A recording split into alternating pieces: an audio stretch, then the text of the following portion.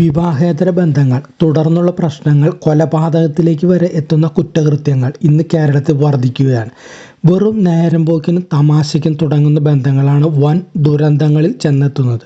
നേരിട്ട് പരിചയമുള്ളവർ, ഒരേ ഓഫീസിൽ ജോലി ചെയ്യുന്നവർ, സമൂഹ മാധ്യമങ്ങൾ വഴി പരിചയപ്പെടുന്നവർ, ഇങ്ങനെ വിവിധ മാർഗങ്ങളിലൂടെ പരിചയപ്പെടുന്ന സ്ത്രീയും പുരുഷനും പരസ്പരം അടുക്കുന്നു. സൗഹൃദം വളരുമ്പോൾ അത് പ്രണയത്തിലേക്ക് മാറുന്നതാണ് തുടക്കം. പിന്നെ മൊബൈൽ ഫോൺ വഴിയുള്ള ചാറ്റിംഗാണ് പ്രധാന വില്ലൻ. ഇപ്പോഴിതാ കേരളത്തിൽ ഏറ്റവും കൂടുതൽ അവിഹിത ബന്ധങ്ങൾ തുടങ്ങുന്നത് എങ്ങനെയാണെന്ന് വെളിപ്പെടുത്തുകയാണ് ഒരു പോലീസ് ഉദ്യോഗസ്ഥൻ തന്നെ. തൻ്റെ സ്റ്റേഷനിൽ തനിക്ക് മുന്നിലെത്തിയ കേസുകളുടെ പൊതു സ്വഭാവത്തിൽ നിന്നാണ് അദ്ദേഹം ഇതേക്കുറിച്ച് പറയുന്നത്.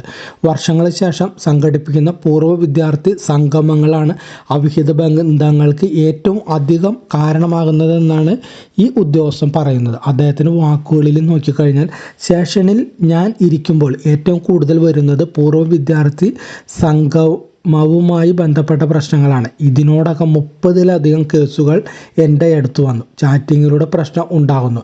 താൽക്കാലിക സുഖങ്ങളുടെ പുറകെ പോകരുത്. ഞാൻ ഇപ്പോൾ തന്നെ പല കേസുകളും ഒത്തുതീർപ്പാക്കി.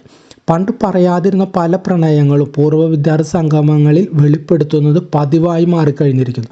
നമ്പറുകൾ പരസ്പരം കൈമാറി ചാറ്റിംഗ് ആരംഭിക്കുന്നതാണ് ഇത്തരം ബന്ധങ്ങൾ തുടങ്ങാനുള്ള ആദ്യപടി. പലപ്പോഴും വിവാഹം കഴിഞ്ഞ് വർഷങ്ങൾ പിന്നിടുമ്പോൾ സ്വന്തം പങ്കാളിയുമായുള്ള മാനസികമായ അകൽച്ചയും കുടുംബ പ്രശ്നങ്ങളും ഇത്തരം ബന്ധങ്ങൾക്ക് ഇന്ധനമാകുന്നതാണ് എന്നാണ് പൊതുവിൽ കണ്ടുവരുന്ന രീതി. ഇത്തരം പ്രശ്നങ്ങൾ സ്വന്തം കുടുംബജീവിതവും കുട്ടികളുടെ ഭാവിയും നശിപ്പിക്കാതിരിക്കാൻ ആദ്യം തന്നെ വേണ്ട സ്വയം ബോധവൽക്കരിക്കപ്പെടുക എന്നതാണ്.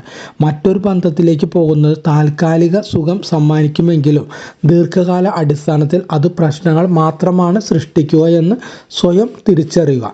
കുടുംബത്തിലെയും ജോലിയിലെയും ചെറിയ പ്രശ്നങ്ങൾക്ക് വിവാഹേതര ബന്ധങ്ങൾ വഴി ലഭിക്കുന്നത് ആശ്വാസമല്ല, മറിച്ച് സമീപ ഭാവിയിൽ തന്നെ നിങ്ങളെ തേടിയെത്തിയേക്കാവുന്ന വലിയ പ്രശ്നങ്ങളാണെന്ന് സ്വയം മനസ്സിലാക്കുക.